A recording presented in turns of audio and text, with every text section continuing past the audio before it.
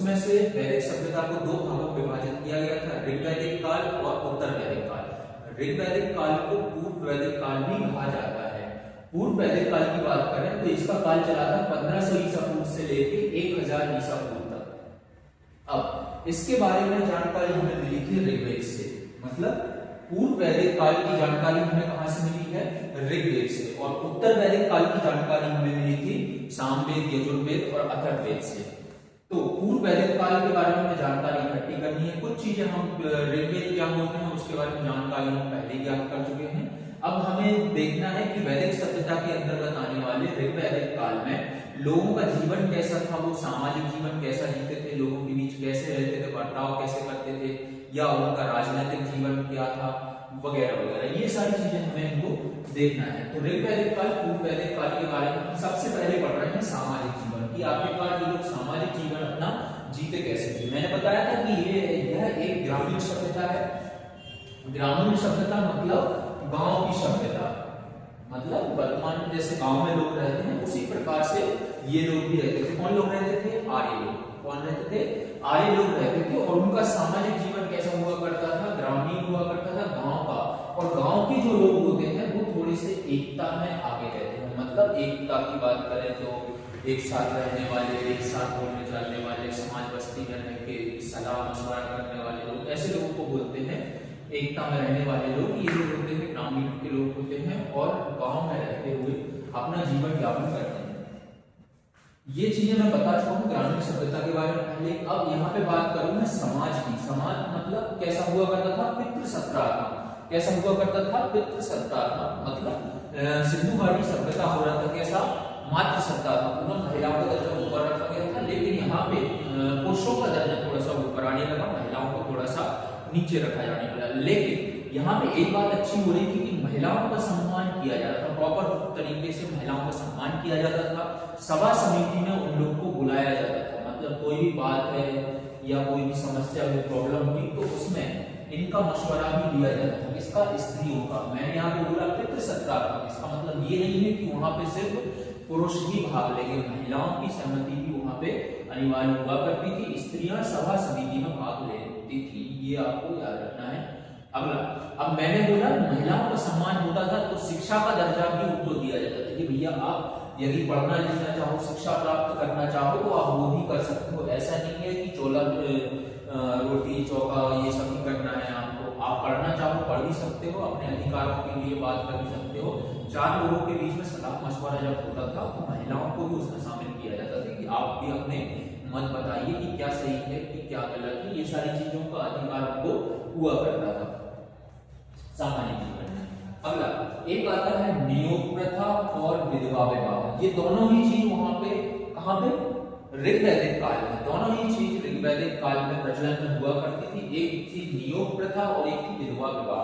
विधवा विवाह आपको पता होगा, विधवा विवाह मतलब कोई महिला है तो उसका विवाह हुआ, किसी कारणवश यदि उसके पति की मृत्यु हो जाती है तो उसे विधवा का नाम दिया जाता और विधवा का वहां पे विवाह भी कराया जाता था। ये बात अच्छी हुआ करती थी। वर्तमान में भी हम देखते हैं, आज भी हमारे आसपास हम देखते हैं तो ऐसा नहीं है, मतलब पति खत्म हो गया या मृत्यु हो गई तो उसको हो सकता है कि जीवन यापन उसको वैसे ही करना पड़े अकेले रहते। लेकिन उस समय पे अच्छा था कि विधवा विवाह प्रचलन में था, मतलब कोई स्त्री यदि उसका पति खत्म हो गया है तो उसको वापस से विवाह करा के उसे अच्छा जीवन दिया जाता था। इसी के साथ ही एक और शब्द चलता है नियोग प्रथा। कौन सी प्रथा, नियोग प्रथा। नियोग प्रथा मतलब पति खत्म हो गया किसी महिला का, यदि पति खत्म हो गया तो उसके देवर के साथ वो विवाह करके आगे का जीवन यापन करती थी। इसे बोलते हैं नियोग प्रथा। क्या बोलते हैं, नियोग प्रथा। तो नियोग प्रथा और विधवा विवाह यहाँ पे दोनों ही प्रचलन में हुआ करती थी। भले ही ग्रामीण सभ्यता थी लेकिन कुछ अच्छी चीजें भी हुआ करती थी यहाँ पे। कहाँ पे, ऋग वैदिक काल में। ऋग वैदिक काल बहुत साल पुराने की सभ्यता है और तब ये चीजें बहुत महत्व रखा करती थी, इसलिए हम लोग को ये सब पढ़ने में आ रहा है। अगला देखिए वर्ण व्यवस्था कैसी थी। वर्ण व्यवस्था मतलब जाति व्यवस्था से लेके कि ये कर्म पर आधारित हुआ करते थे, मतलब काम करके अपना जीवन यापन करते थे। उस समय लोग को ये आभास हुआ करता था कि कर्म परम धर्म, मतलब काम करना ही पड़ेगा। तो ये लोग काम करते थे, खेती करते थे, पशुपालन करते थे और अपना जीवन यापन करते थे। और यहाँ के लोग जो थे वो शाकाहारी साथ ही साथ मांसाहारी भी हुआ करते थे। मतलब वेज तो खाते ही थे, नॉन वेज भी खाते थे कुछ लोग। ऐसा नहीं है, जरूरी नहीं है कि दोनों लोग भी मतलब कोई एक व्यक्ति है तो वो शाकाहारी हो मांसाहारी हो, ऐसा भी हो सकता है। और ऐसा भी हो सकता है कि सिर्फ शाकाहारी हो, कोई दूसरा व्यक्ति मांसाहारी हो। अच्छा, यहाँ पे मैंने पहले बताया था, अपने जब शुरुआत की थी वैदिक सभ्यता की, तो वहां पे मैंने बताया था अधन्य शब्द का प्रयोग किया था। क्या किया था? अधन्य शब्द का प्रयोग किया था, या अहन्या। इस शब्द को मैंने बताया था कि ये शब्द प्रयोग किया जाता था गाय के लिए। किसके लिए किया गया था? गाय के लिए। मतलब गाय को यहाँ पे माना गया था कि ना माने जाने योग्य पशु था। कौन? गाय। मतलब मांसाहारी थे लेकिन गाय का जो है सम्मान किया करते थे, पूजा किया करते थे गाय की। तो यहाँ पे शाकाहारी और मांसाहारी दोनों प्रकार के लोग पाए जाते थे। अब बात करें इनके आर्थिक जीवन की। आर्थिक जीवन की बात करें तो हमने थोड़ा सा डिस्कस किया था कि ये लोग कृषि खेती करते थे, पशुपालन भी करते थे। तो कृषि के साथ साथ पशुपालन भी करते थे, लेकिन इनका मुख्य व्यवसाय या मुख्य आधार हो जो आप अर्थव्यवस्था का तो पशुपालन हुआ करता था। कृषि भी करते थे लेकिन इनका ध्यान रुचि किसमें थी? पशुपालन में हुआ करती थी। भेड़ हो गया, बकरियां हो गया, गाय हो गया, इनको पालने ही इनका मुख्य अर्थव्यवस्था का आधार हुआ करता था। और गाय का महत्व अधिक था। मैंने पहले बताया गाय को पूजनीय माना जाता था, जिसे बोला था इन्होंने अधन्य या अहन्या। और गाय का उल्लेख 176 बार है ऋग्वेद में। कितने बार? 176 बार उल्लेख किया गया है गाय का। साथ ही कृषि पे चर्चा भी हुई है 24 बार। कितनी बार हुई है? कृषि पे चर्चा हुई है 24 बार। मतलब पशुपालन का अधिक महत्व था कृषि से। इसका मतलब यही हुआ ना कि गाय का उल्लेख 176 बार है और कृषि पर चर्चा हुई है 24 बार। तो मतलब गाय और पशुपालन से लेके थोड़ा सा आप ये बोला जाए कि पशुपालन पे अधिक रुचि थी और 176 बार उसकी चर्चा हुई है। मतलब रुचि की संभावना होती है। तो कृषि पर चर्चा 24 बार है। 24 बार देखने को मिली है चौथे मंडल में। किसमें मिली है? चौथे मंडल में। मैंने मंडल बताया था कितने हुआ करते थे? 10 मंडल पढ़े थे हमने। 10 में से चौथा मंडल जो था उसमें 24 बार चर्चा हुई है इसकी कृषि पर। समझ में आया? ध्यान रखने की बात यह है कि इनका मुख्य अर्थव्यवस्था का आधार क्या था? पशुपालन। कृषि थोड़ा सा कम था, हुआ करता था, लेकिन पशुपालन थोड़ा सा अधिक हुआ करता। और यहाँ पे धातु जो प्रयोग किया जाता था वो था तांबा और कांसा। कौन सा था? तांबा और कांसे का प्रयोग किया जाता था। और वैदिक सभ्यता में मैंने बताया कि लोहे की खोज भी इन्होंने कर ली थी, लेकिन यहाँ पूर्व वैदिक काल में तांबा या कांसा जो है प्रयोग में लाया जाता था मुख्य धातु के रूप में, काटने, फाड़ने, चीरने, इन सब के लिए। अगला राजनीतिक जीवन की बात करेंगे। राजनीतिक जीवन मतलब कि आर्य जब आए तो कैसे आए थे? तो पहले कुछ लोग चल के आए, भाई अपन कहीं जाते हैं तो ऐसा होता है ना, ग्रुप बना लेते हैं कि भैया 10 लोग साथ में चल रहे हैं, जिनसे बातचीत हो रही है, उसके पीछे फिर 10 लोग फिर होंगे या 12-15 लोग, जितने लोग भी होंगे, तो भैया अपन आगे चल के साथ साथ चल रहे हैं। तो उन लोगों का एक जुट हुआ करता था। तो आर्यों का जब प्रशासन चला तो वहां पे कबीले बने। कबीले से मेरा मतलब है बहुत सारे लोग मिलके क्या बने? कबीले बनाए गए। मतलब 8-10 लोग जुड़ गए। वो 8-10 जन का मतलब क्या है? जन मतलब बोलते ना अपन इतने जन थे। तो जन मतलब लोग, प्रत्येक व्यक्ति से बात हो रही है। और यहाँ पे बहुत सारे जन मिलकर क्या बनाता? कबीले बनाते थे। मतलब इकट्ठे हो गए 12-15 लोग, बोले हम आपस में रहेंगे, आपस में बोलचाल करेंगे। तो उनको ऐसा रखा गया कि भैया बहुत सारे जन मिलकर क्या बनाए? कबीले बनाए। और उन जन में से एक, उनको यहाँ पे जो जन हुआ करते थे, मतलब या कबीला हुआ करता, एक कबीला हो गया, उसका प्रमुख बना दिया जाता था। मतलब कि भैया यहाँ पे हम ग्राम बस्ती बना के जो रह रहे हैं, कबीला बना के रह रहे हैं, उनमें से कोई एक मुखिया होगा जो यहाँ की देखरेख करेगा, सारी चीजों को संभालेगा। तो इस कबीले का, बहुत सारे कबीलों को मिला के एक मुखिया चुना गया। क्या किया गया? एक मुखिया चुना गया, जिसे नाम दिया गया प्रधान के रूप से। और प्रधान को बोला जाता था राजन। क्या बोला जाता था? राजन। आप उसको डायरेक्ट ऐसे समझ सकते हो, राजन मतलब क्या?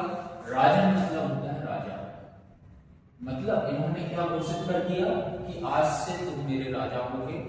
मतलब बहुत सारे कबीले मिले, उन कबीलों ने ये डिसाइड किया कि भैया किसी एक व्यक्ति को आगे करो जो हमारे यहाँ के आसपास की भागदौड़ या देख रेख को संभाले।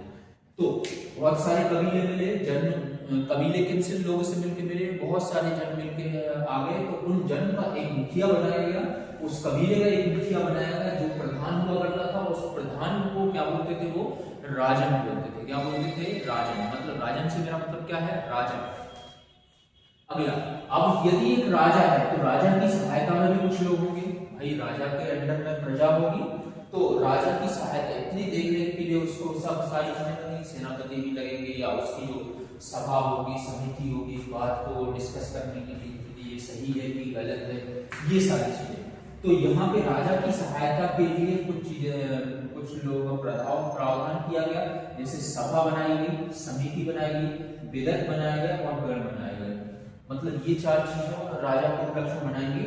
तो सभा का आयोजन, सभा में कौन हुआ करते थे, कुलीन के लोग, कुल के लोग हुआ करते थे सभा में। कौन हुआ करते, राजा की सहायता के लिए। मतलब राजा को अगर कोई डिसीजन लेना है कि या हमारी ये क्षेत्र के लिए चीज सही है कि नहीं है कि गलत है, तो उसके लिए चार लोगों का मशवरा जरूरी होता है। तो उसमें से एक सभा होती थी जिसके अंदर कुल के लोग हुआ करते थे, उस राजा के कुल के लोग हुआ करते थे। साथ में एक समिति भी हुआ करती थी जो कि आम लोगों से जुड़ी हुई थी। मतलब ये जो कबीले हुआ करते थे, कबीले के बाकी लोग भी तो है, ये राजा अकेले से थोड़ी बनता है, राजा प्रजा से बनता है, और प्रजा का आदर करना एक राजा का धर्म होता है। तो जो समिति थी, समिति में आम लोग भी हुआ करते थे, आम सभा बोला गया जिसे। समिति मतलब आम सभा, मतलब आम लोग, कुल के लोग तो थे ही सभा में, उसे सभा बोला, और समिति किसको बोला, जो आम लोग, उस कबीले के जो लोग हुआ करते थे उसे बोल दिया गया समिति। विदत में रखा गया था बुद्धिमान लोगों को, मतलब राजा को सलाह की जरूरत है, भाई कहीं कोई परेशानी हो रही है, उसको डिसीजन लेने में यदि कोई दिक्कत हो रही है, तो कुछ बुद्धिमान लोगों को भी रखा गया था, उसे बोला गया विदत। और गण तो आपको समझ नहीं आता होगा, ठीक। अब सभा और समिति दोनों को मिला के बोला गया प्रजापति की दो पुत्रियां। क्या बोला गया, प्रजापति की दो पुत्रियां बोला गया, सभा और समिति को मिला के।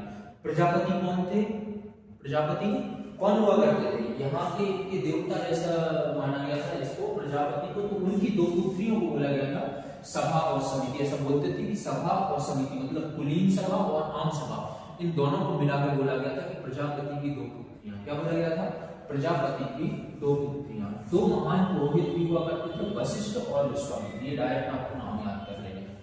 दो महान पुरोहित कौन हुआ करते थे, वशिष्ठ हुआ करते थे, और एक थे विश्वामित्र। याद रहेगा। अगला, इनके अगर मैं धार्मिक जीवन की बात करूं तो धार्मिक जीवन, धार्मिक मतलब धर्म से संबंध रखने वाले तो रुचि किस प्रकार हुआ करते थे। तो यहाँ पे 33 देवताओं का उल्लेख किया गया है। कितना किया गया है, 33 देवताओं का उल्लेख किया गया है ऋग्वैदिक काल के अंदर। कितने देवताओं का उल्लेख किया गया है, 33 देवताओं का। कुल 33 देवता है, उनमें से प्रतापी और प्रमुख देवता है इंद्र हो गए, अग्नि हो गए, वरुण हो गए। वरुण मतलब जल के देवता या पानी के देवता, समझ में आया। तो इंद्र उल्लेख कितने बार है, 250 बार, अग्नि का 200 बार, वरुण का 176 बार उल्लेख किया गया है यहाँ पे ऋग्वैदिक काल में। भोगाज का यह उल्लेख मैं पहले डिस्कस कर चुका हूँ, इसके नाम याद रखना, मित्र, वरुण, इंद्र और नासन। इतना समझ में आया सारी चीजें। ये मैंने बताया ऋग्वैदिक काल या पूर्व वैदिक काल में रहने वाले लोग किस प्रकार से रहा करते थे, वहां पे राजनीतिक जीवन कैसी थी, प्रशासनिक जीवन कैसे थी। यहाँ पे जो राजा हुआ करता था, राजा के पास उतनी पावर नहीं थी, या पावर तो थी लेकिन वो अपनी पावर का दुरुपयोग नहीं करता था। आगे चल के मैं बताऊंगा किस प्रकार जब हम उत्तर वैदिक काल में पहुंचे तो राजा अपने पद का जो है किस प्रकार से दुरुपयोग करने लगा, और वहां पे अपने डिसीजन को लेकर कितना सख्त हो गया, कितने सख्त नियम बनाए गए, कानून लागू किए गए, कर की वसूली भी किया करते थे। यहाँ पे अभी तक ऐसा कुछ नहीं था। यहाँ पे एक आम जनता में से एक लोग को उठाया और राजा बनाया। राजा को काम था देखरेख करना, संभालना, अपने राज्य की रक्षा करना, ये सारी चीजें। लेकिन आगे चल के राजा का दुरुपयोग होने लगा। अब राजा पीढ़ी दर पीढ़ी आगे बढ़ने लगा था, मतलब राजा का बेटा अभी क्या होगा, राजा होगा। यहाँ पे क्या था, कबीले में से एक लोग को चुना और क्या बना दिया, राजा बना दिया। लेकिन इसके आगे वो क्या होने लगा, अनुवांशिक हो गया, क्योंकि ये आपका बेटा है, राजा का बेटा है तो राजा ही होगा। लेकिन अभी तक ऐसा नहीं था। यहाँ पे एक आम जनता में से चुना जाता था किसको, राजा को। समझ में आया। ये थी सामाजिक, आर्थिक, राजनीतिक और धार्मिक व्यवस्था किसकी, ऋग वैदिक काल की, जो कि हमें ऋग्वेद के अंदर जानकारी मिलती है। ऐसे ही हम अगली क्लास में पढ़ेंगे उत्तर वैदिक काल की, इसकी उत्तर वैदिक काल के बारे में जानकारी लेंगे। ठीक है, ओके, मिलते हैं।